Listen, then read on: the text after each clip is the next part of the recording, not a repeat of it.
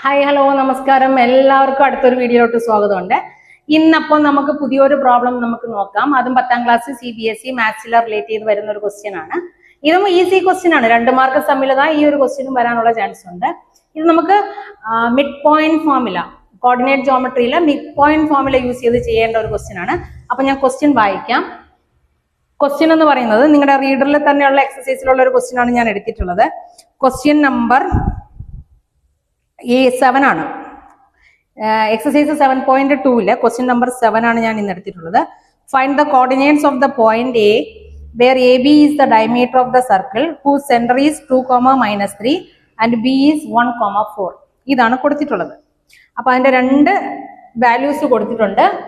2, -3 അതേപോലെ 1, 4. ഇത് വന്ന് പോയിന്റ് AB യുടെ വാല്യൂ ഒന്നും പറഞ്ഞിട്ടുണ്ട്. അപ്പൊ ഇത് A യുടെ വാല്യൂ, ഇത് B യുടെ വാല്യൂ. പിന്നെ AB എന്ന് പറയുന്നത് എന്താണ് പറഞ്ഞിട്ടുള്ളത്?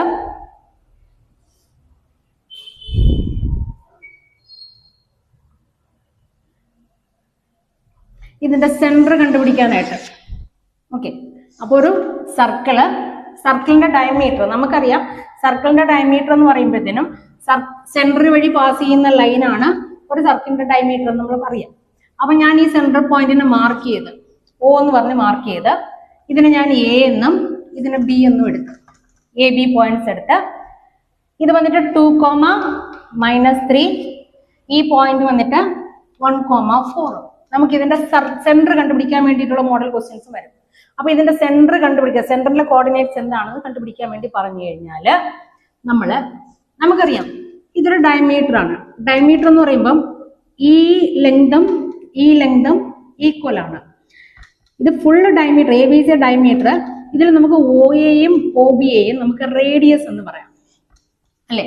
ഒരു സർക്കിളിന്റെ റേഡിയസ് എല്ലാമേ ഈക്വൽ ആയിരിക്കും. എപ്പോഴും ഒരു സർക്കിളിന്റെ റേഡിയസ് ഈക്വൽ ആയിരിക്കും.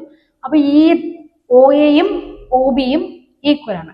അപ്പൊ ഈ വാല്യൂ നമുക്ക് OAയും OB ഈക്വൽ എന്ന് പറയുമ്പോൾ നമുക്ക് ഇതിനെ മിഡ് പോയിന്റ് എന്ന് പറയാം, അല്ലെ? ഒരു ലൈനിനെ ഈക്വൽ ഹാഫ് ആയിട്ട് ഡിവൈഡ് ചെയ്താല് ആ പോയിന്റിന് നമുക്ക് മിഡിൽ പോയിന്റ് എന്ന് പറയാം. അപ്പൊ ഇതൊരു മിഡ് പോയിന്റ് അല്ലേ? അപ്പൊ നമുക്ക് ഈക്വൽ ഹാഫ് ആയിട്ട് ഡിവൈഡ് ചെയ്യുന്നതുകൊണ്ട് തന്നെ നമുക്കിവിടെ മിഡ് പോയിന്റ് ഫോർമുല അപ്ലൈ ചെയ്യാൻ വേണ്ടി പറ്റും.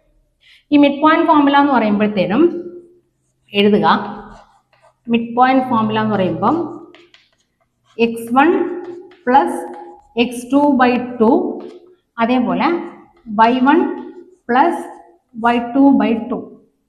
ഇതാണ് mid point formula. x1 + x2/2 y1 + y2/2 values എടുത്ത് അപ്ലൈ ചെയ്യുക. ഇത് വന്ന് x1 y1 x2 y2. x1 = 2 plus x2 എന്ന് പറയുമ്പോഴത്തേനും 1. x1 തെറ്റാതിരിക്കാൻ വേണ്ടി ഇതിൽ വേണമെങ്കിൽ നമുക്ക് മാർക്ക് ചെയ്യാം x1 y1 x2 y2. അപ്പൊ 2 + 1/2. അതേപോലെ y1 + y2. y1 എന്ന് പറയുമ്പോൾ -3 + 4/2. 2 + 1 3, that is equal to 3/2 -3 + 4 1/2. അപ്പൊ രണ്ട് വാല്യൂസ് മിഡ് പോയിന്റിലുള്ള രണ്ട് വാല്യൂസ് കിട്ടി. ഈ ഇപ്പൊ Oയുടെ കോർഡിനേറ്റ്സ് എന്ന് പറയുന്നത് 3/2 അതേപോലെ 1/2 ആണ്. ഇതൊക്കെ ഈസി ക്വസ്റ്റ്യൻസ് ആണ്. 2 മാർക്കിന് നമുക്ക് ചോദിക്കാൻ സാധ്യതയുള്ള ക്വസ്റ്റ്യൻസ് ആണ്. ബേസിക് പേപ്പറിലൊക്കെ ഇങ്ങനത്തെ ക്വസ്റ്റ്യൻസ് എല്ലാം കൺഫേം ആണ്. അപ്പോൾ ഒന്ന് പഠിച്ച് ആ ഒരു ഫോർമുലയൊക്കെ ഓർമ്മിച്ച് എഴുതി കഴിഞ്ഞാൽ 2 മാർക്ക് എല്ലാവർക്കും കിട്ടും. അപ്പൊ സ്റ്റാൻഡേർഡ് പേപ്പറിലാണെങ്കിൽ ഇത് 1 മാർക്ക് ക്വസ്റ്റ്യനിൽ വരാനുള്ള സാധ്യതയുണ്ട്. ഓക്കെ, അപ്പൊ എല്ലാവരും ആ ഒരു കോർഡിനേറ്റ് ജോമെട്രി പ്രാക്ടീസ് ചെയ്തിട്ട് പോവുക. ഫുൾ മാർക്ക് നിങ്ങൾക്ക് കിട്ടാനുള്ള സാധ്യതയുണ്ട്. ഓക്കെ, അപ്പൊ എന്തെങ്കിലും ഡൗട്ട് ഉണ്ടെങ്കിൽ കമന്റ് ചെയ്യുക. വീഡിയോ ഇഷ്ടപ്പെടുകയാണെങ്കിൽ ലൈക്ക് ചെയ്യുക, ഷെയർ ചെയ്യുക, സബ്സ്ക്രൈബ് ചെയ്യുക. Thank you so much. By.